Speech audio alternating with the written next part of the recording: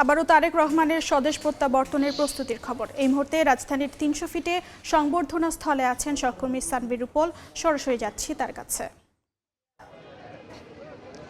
১৭ বছর পরে আসছেন তারেক রহমান এবং তারেক রহমানের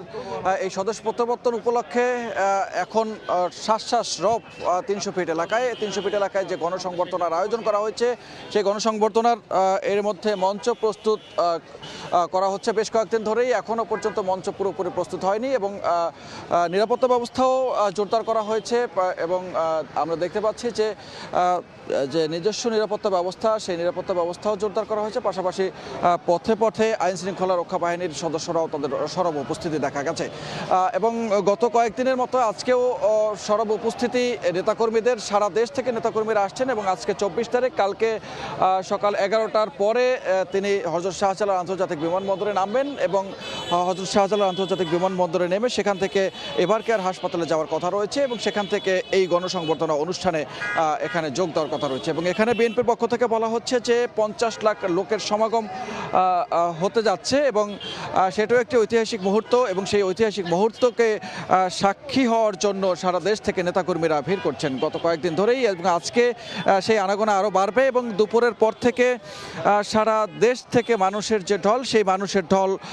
এখানে উপস্থিতি আরও বাড়বে এবং এর মধ্যে সড়ক পথে, নৌপথে যেভাবেই পারছেন সেভাবেই ঢাকামুখী হচ্ছেন নেতাকর্মীরা এবং সেই নেতাকর্মীদের উপস্থিতি সকাল থেকেও এখানে দেখা যাচ্ছে আজকে এবং কালকে সেই উপস্থিতি অনেক গুণ বেড়ে যাবে এবং আজকে সকাল থেকেও তারা মিছিল, স্লোগান দিয়ে উৎসবমুখর করে রেখেছেন এই ৩০০ ফিট এলাকাটি এবং এখন দেখতে পাচ্ছি যে তারা বিভিন্ন রকমের সাজসজ্জা নিয়েও এবং নিজস্ব দলীয় ব্যানার এবং তারেক রহমান এবং বেগম জিয়ার ছবি সম্বলিত ফেস্টুন, ব্যানার সেগুলো নিয়ে এখানে উপস্থিত হয়েছেন এবং পথে পথেও এখন আমরা আসার মুখে দেখতে পেয়েছি যে ৩০০ ফিটের বিভিন্ন জায়গা থেকেই নেতাকর্মীরা তারা আসতে শুরু করেছেন এবং পথে পথেও তারা ছোট ছোট খণ্ড খণ্ড মিছিল নিয়ে এই সভাস্থলে এসে উপস্থিত হচ্ছেন এবং এর মধ্যে দেখতে পেয়েছি যে দেশের বিভিন্ন প্রান্ত থেকেই এই লোকের সমাগম হচ্ছে এবং গত